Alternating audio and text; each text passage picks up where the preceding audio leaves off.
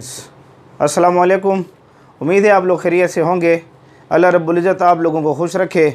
देखें, हम आज आप लोगों के सामने एक नए लेक्चर के साथ हाज़िर हैं और आज का हमारा लेक्चर जो अल्कली मेटल है उसके फ्लेम टेस्ट के बारे में होगा।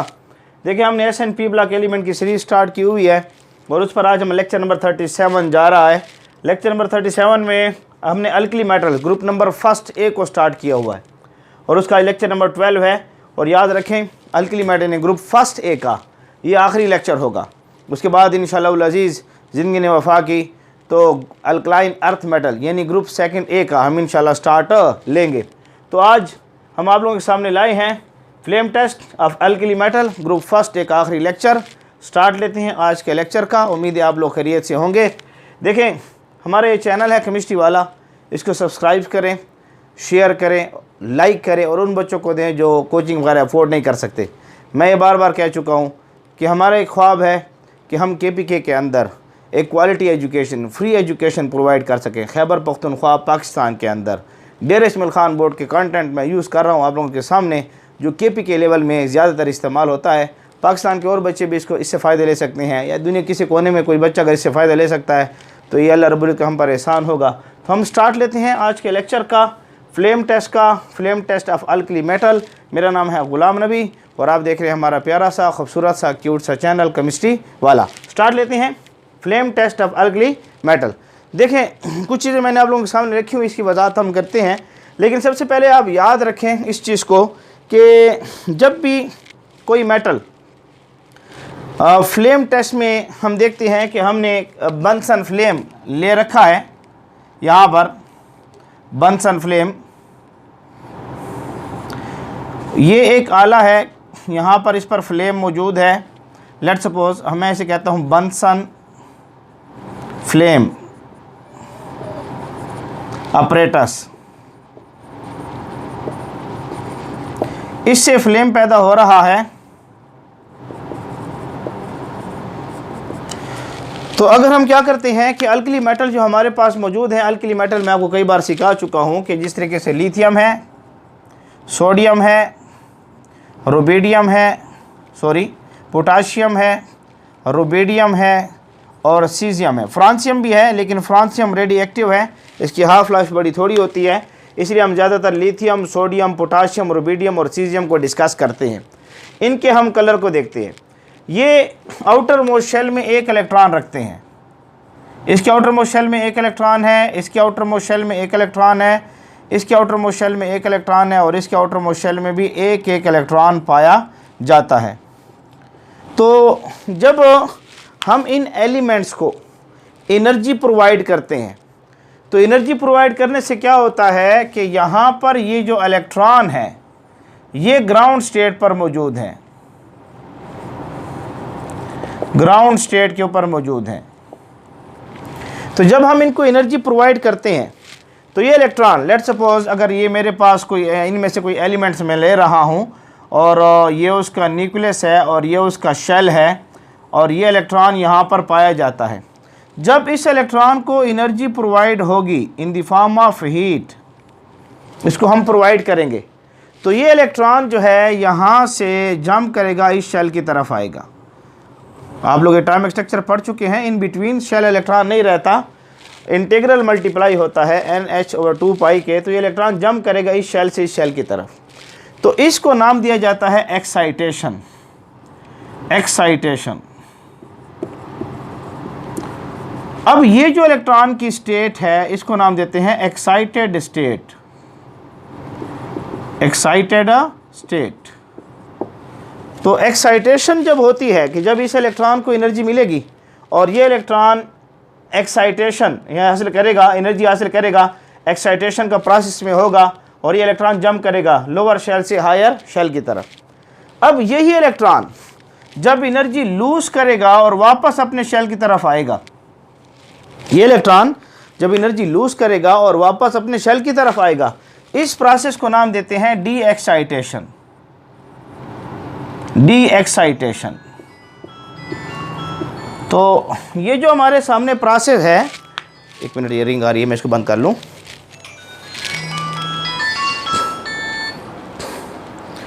तो हमारे पास जो है डी एक्साइटेशन का प्रोसेस स्टार्ट होगा। एक मिनट,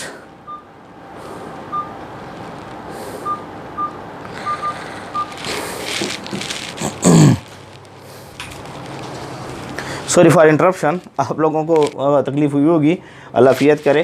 तो हम देखते हैं कि हमने यहाँ से जब ये इलेक्ट्रॉन हायर शेल से लोअर शेल की तरफ आए, वापस अपने शेल की तरफ आएगा, वापस अपनी ग्राउंड स्टेट की तरफ आएगा, तो इस प्रोसेस को नाम देते हैं डी एक्साइटेशन। तो जब यहाँ पर डी एक्साइटेशन होगी तो डी एक्साइटेशन से ये होगा कि ये इलेक्ट्रॉन जब नीचे आएगा तो ये एनर्जी लूज़ करेगा in the form of photon. ये इलेक्ट्रॉन जब नीचे आ रहा है तो ये इलेक्ट्रॉन एनर्जी लूज़ करेगा in the form of photon. First year में आप लोगों ने पढ़ा होगा, प्लांक्स क्वांटम थ्योरी वगैरह आप लोगों ने पढ़ी होगी, तो जिंदगी ने वफा की तो हम भी इसको पढ़ेंगे कि ये इलेक्ट्रॉन जब ऊपर से नीचे आता है तो ये एनर्जी को लूज़ करता है in the form of photon. तो ये जो एनर्जी लूज़ हो रही है लाइट की सूरत में, फोटॉन से मुराद लाइट है, तो उस वक्त हमने देखना है इसकी वेवलेंथ को कि इसकी वेवलेंथ कितनी है। और वो जो वेवलेंथ हमारे पास होती है लैम्डा, ये लैम्डा हमें बताएगा कि कलर कौन सा आ रहा है। विजिबल रीजन में वेवलेंथ आएगी, ये वेवलेंथ जो हमारे सामने आएगी ये विजिबल रीजन में आएगी, और यही वेवलेंथ डिटरमाइन करेगी colour of the alkali metal, colour of the alkali metal को डिटरमाइन करेगी। तो हमारे सामने जब भी अल्कली मेटल का कलर आएगा उसका प्रोसेस ये होगा कि जब ये इलेक्ट्रॉन को हम हीट देंगे बंसन फ्लेम के ऊपर तो एनर्जी लेकर इलेक्ट्रॉन जंप करेगा लोअर एनर्जी लेवल से हायर एनर्जी लेवल की तरफ, यानी एक्साइटेशन होगी, और एक्साइटेशन के बाद वापस एनर्जी लूज़ करके अपने ही शेल की तरफ आएगा, यानी डी एक्साइटेशन में। अच्छी ऑब्जेक्टिव का पॉइंट याद रखें, यहाँ डी एक्साइटेशन वो प्रोसेस है जिसकी वजह से कलर प्रोड्यूस हो रहा है। आपके पास जो कलर प्रोड्यूस हो रहा है ड्यू टू डी एक्साइटेशन के प्रोसेस की वजह से है। ऑब्जेक्टिव के पॉइंट को नोट करें कि यानी ये पूछ सकता है कि कलर कब पैदा होगा, तो एक्साइटेशन की टर्म भी मौजूद होती है और डी एक्साइटेशन की टर्म भी मौजूद होती है। अक्सर बच्चों के दिमाग में एक्साइटेशन होती है कि एक्साइटेशन होगी तो इलेक्ट्रॉन कलर पैदा करेगा। कलर उस वक्त पैदा होगा जब इलेक्ट्रॉन जंप करेगा वापस अपनी ग्राउंड स्टेट की तरफ, यानी जब डी एक्साइटेशन हो। तो ये ऑप्शन आपका टिक करना पड़ेगा आप लोगों को। अब जब ये वापस आएगा और वापस आने के बाद ये वेवलेंथ पैदा करेगा, तो जो वेवलेंथ आपके सामने आएगी वो वेवलेंथ डिटरमाइन करेगी colour of the alkali metal को। तो मुख्तलिफ कलर मैंने आप लोगों के सामने यहाँ रखे हुए हैं। देखें, लिथियम जो है ये रेड कलर पैदा कर रहा है, लिथियम आपके पास रेड कलर पैदा कर रहा है। सोडियम आप देख रहे हैं कि सोडियम जो है ये आपको येलो कलर पैदा करके दे रहा है। कुछ कलर मैंने आप लोगों के सामने लिखे हुए हैं, तो इनको अच्छे तरीके से चेक करें।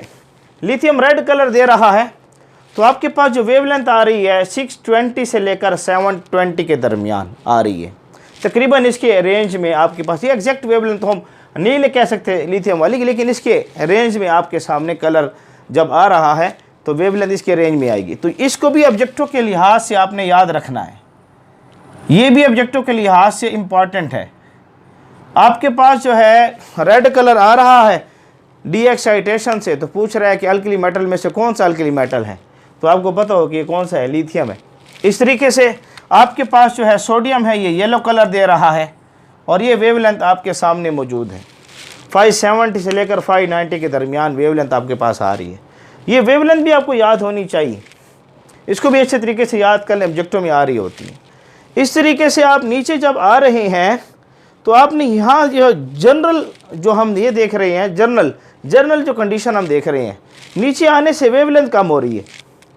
जनरली हम देख रहे हैं, जब कलर को देख रहे हैं, अगर जो थोड़ा बहुत फ़र्क हमारे सामने आ रहा है, जैसे पोटाशियम लेलिक कलर पैदा कर रहा है, लेलिक कलर यानी थोड़ा सा सुर्खी कम हो रही है। आप देखेंगे जो सुर्खी है ये ऐसा ऐसा कम होगी। रेड कलर जो है अक्सर लीवर तो चलो ब्लैक हो जाएगा, रेड कलर सुर्ख कलर में थोड़ी सी कमी आना शुरू हो जाए, वो थोड़ा सा गुलाबी होना शुरू हो जाए, हल्का सा उसमें येलोनेस आना शुरू हो जाए, तो हम उसको लेलिक कलर का नाम देते हैं। लेले का कलर जो है आप देखेंगे कि रेड के बाद रेड और येलो के दरमियान इसकी वेवलेंथ आपके सामने आएगी। यानी अगर आप इसकी वेवलेंथ देखना चाहेंगे तो इसकी वेवलेंथ इनके दरमियान आना शुरू हो जाएगी। ये ग्रीन इसमें नहीं आएगी, इनके दरमियान ग्रीन शायद इसमें थोड़ी सी आ जाए, लेकिन यहाँ पर लेले का कलर पोटाशियम का आएगा। ये रेड के बाद ये रेड और येलो के दरमियान में आप थोड़ा सा कलर इसको चेक करेंगे। उसके बाद रुबिडियम को आप देखेंगे और सीजियम को देखेंगे तो ये रुबिडियम और सीजियम रुबिडियम जो है ये रेड से वायलेट की तरफ जा रहा है, रेड से वायलेट की तरफ। यानी अभी तक जो है गेम यहाँ पर चल रही है सारी, ये इलाका है रुबिडियम का, ये रेड से वायलेट की तरफ जा रहा है यहाँ पर। और उसके बाद सीजियम को आप देखेंगे ब्लू से वायलेट की तरफ जा रहा है, यानी इनके दरमियान वेवलेंथ आ रही है ये ब्लू से वायलेट के दरमियान सीजियम की। तो आप जितना नीचे आ रहे हैं तो जनरली आप देख रहे हैं कि जनरल ट्रेंड जो हमारे सामने आना है डाउन द ग्रुप आप देख रहे हैं कि जो जनरल ट्रेंड हमारे सामने है डाउन द ग्रुप, आप इसको चेक करें कि वेवलेंथ जो है वेवलेंथ वो डिक्रीज हो रही है। और आप यहां देख रहे हैं कि यहां फ्रीक्वेंसी है ये इन्वर्सली प्रोपोर्शनल है वेवलेंथ के। ये फ्रीक्वेंसी है, आप लोगों ने फर्स्ट ईयर में पढ़ा होगा फ्रीक्वेंसी किस निशान से हम शो करते हैं, और ये वेवलेंथ है। उम्मीद है आप लोगों को नजर आ रहा होगा, ये वेवलेंथ है। इनका आपस में इनवर्स रिलेशन है, जितनी वेवलेंथ क्या होगी कम होगी, फ्रीक्वेंसी उतनी क्या होगी ज़्यादा होगी। तो आप देख रहे हैं कि down the group general trend क्या है कि वेवलेंथ डिक्रीज हो रही है। जब वेवलेंथ डिक्रीज होगी तो फ्रीक्वेंसी जो है वो क्या होगी, इंक्रीज होगी। एफ से मुराद फ्रीक्वेंसी,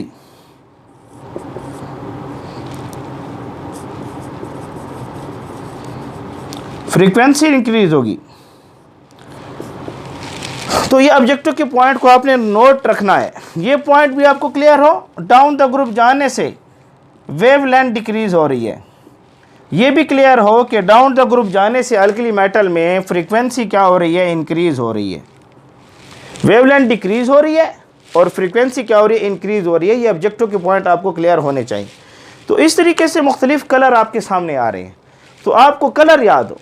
अगर डी एक्साइटेशन हो रही है और रेड कलर आ रहा है तो लिथियम, ऑब्जेक्टिव का पॉइंट क्लियर रखें। इस तरीके से अगर येलो कलर आ रहा है डी एक्सटेशन के बाद तो सोडियम, लेले का कलर आ रहा है तो पोटाशियम, रेड से वायलेट के दरमियान कलर आ रहा है, रेड से वायलेट के दरमियान तो रुबिडियम।